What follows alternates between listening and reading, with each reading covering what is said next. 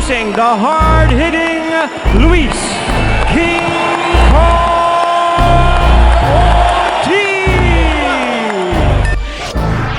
Hey Ringsiders, what is going on? This is your host, Boxing Subjective Observer, and welcome back to Ringside Stories. Or if you're new, feel free to subscribe, thumbs up, and hit that notification bell for the latest here on Ringside Stories. It helps a lot with the algorithm here on YouTube, so thanks in advance for your support and welcome to the channel. Now, we had our first boxing card of the year 2022 with the main event being Luis Ortiz versus Charles Martin. Although it was a spectacular KO, there is some critical thinking to be put forth on both fighters. Today, however, we will focus on Luis King Kong Ortiz with 5 takeaways. Let's get into it. Number 1, good win, poor performance. I will give props to Luis Ortiz, who now holds the win over a ranked fighter, former world title holder in Charles Martin. Early in the 6th, Ortiz hurt Martin, who was doing his best Frank Mir impersonation.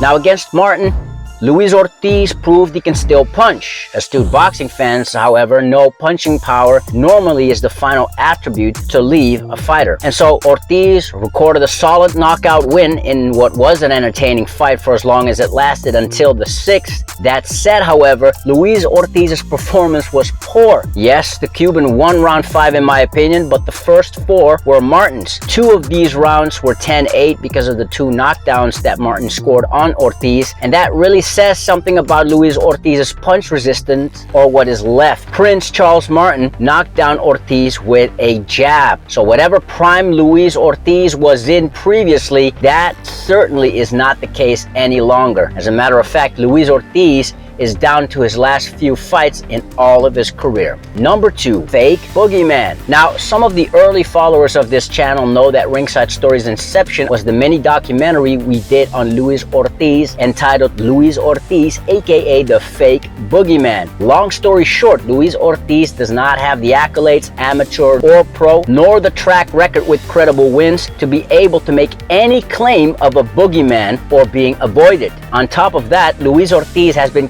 called out by many fighters, some even offering life-changing money, which Team Ortiz notoriously turned down. We're live obviously with the manager of Luis Ortiz. So are you 100% sure that it's over? The deal is dead in the water? Listen, Eddie, I hope he does. I mean, those open checkbooks for the fight, that they had to pay it, that they were going to pay it. You know, that it was easy. It shouldn't have been a problem to make such a big fight on short notice. People got a misconception. I think I jumped the gun when I called the lowball offers because the promoter's telling me he's lowballing him. He was just trying, he explains he was just trying to pull more money for Luis, you know, for the team. Based on the performance against Charles Martin, I'm pretty sure that Luis Ortiz has a very slim chance to beating any of the current top 10, maybe top 15 of heavyweights. Based on the performance against Charles Martin, I'm also sure many heavyweights will fancy their chances against King Kong. Based on the performance against Charles Martin, I think there are very few heavyweights worried about, thus avoiding Luis Ortiz at this point in time. Number 3, 42 years old. Now, an obvious factor going into the fight was age. Luis Ortiz officially is 42 years old. The guy who fought Deontay Wilder this past weekend. They're saying like no one knows how old he is. 41. At least. Yeah, at least. And like no one knows how old he is. 41. At least. Yeah, at least. You knew Ortiz in Cuba? Yeah. Yeah. Oh, okay, that makes In sense. the Olympic Center. Yeah. The Olympic Center. They have a Ortiz de system. mi edad. Ortiz Yeah? Oh, de- you know him? Yeah, for sure. Also 41, for sure. And against Charles Martin, King Kong looked like one.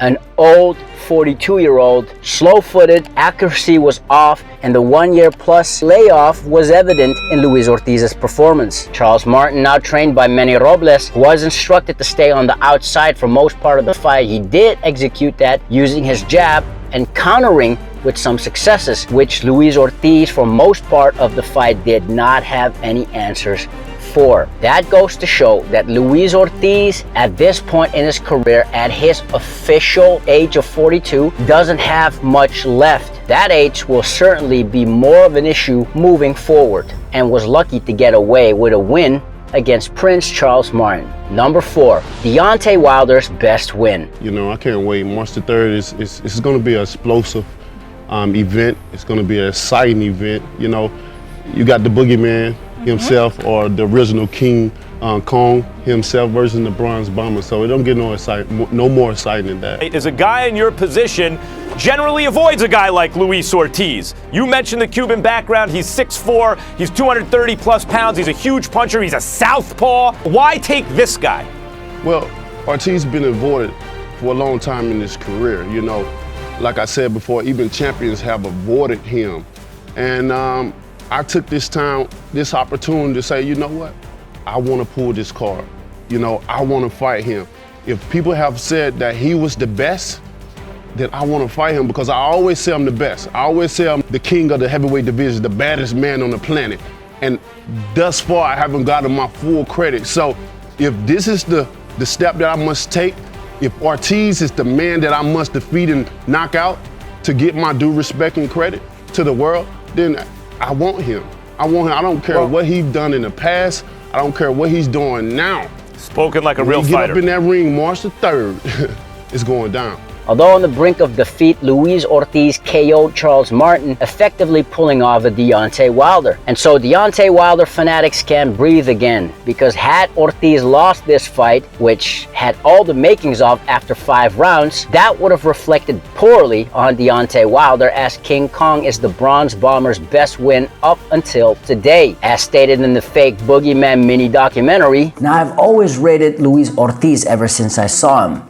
He's a crafty counterpuncher, very experienced, and he's somewhat of a dangerous heavyweight. And at the end of this video, you will know once and for all that Luis Ortiz is a fake boogeyman. Meaning Luis Ortiz has been overhyped as somebody he simply was not. Wilder versus Ortiz 1 was a good and entertaining fight between an undefeated world champion and a then legit unbeaten top 10 contender. However, what has Luis Ortiz done ever since his loss in the Wilder 1 fight? Fight a bunch of low-tier opposition, get knocked out by Deontay Wilder again, a fight nobody asked for, and just now a fight with Charles Martin, who in all fairness was a former world title holder, only stopped once prior, which was a world title fight against later unified heavyweight world champion Anthony Joshua. And so Deontay Wilder fanatics can breathe again. They'll hold on to what is left of Luis Ortiz, aka the fake boogeyman. Number 5, Luis Ortiz's next fight.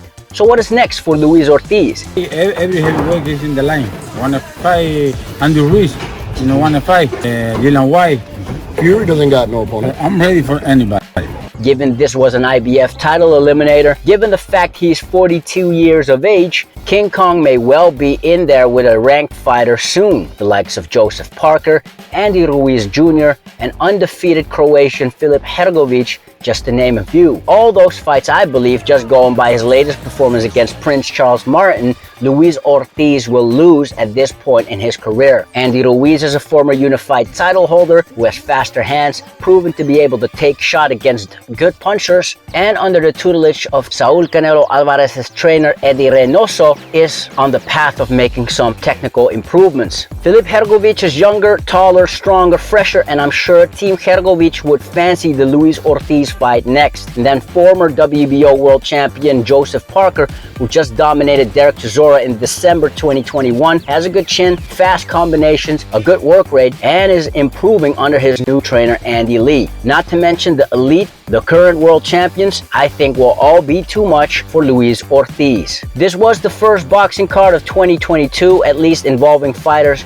with some name. What do you make of Luis Ortiz's performance against Charles Martin? What do you think should be next for Ortiz? And how do you see King Kong's chances against any of the current top 10 heavyweights? Let us know in the comments below. If you enjoy content like this and you haven't already, don't forget to subscribe, give a thumbs up, and hit that notification bell. It helps out the channel a lot, i.e. inspire us to make more quality content for y'all. As always, thank you so much for your support in advance, and welcome to Ringside Stories. Now, if you've done that already, you're amazing. We already know that you are the true undisputed world champion. Till next time, Ringsiders, this is your host, Boxing's Objective Observer with Ringside Stories. Thanks for watching and have a legendary day.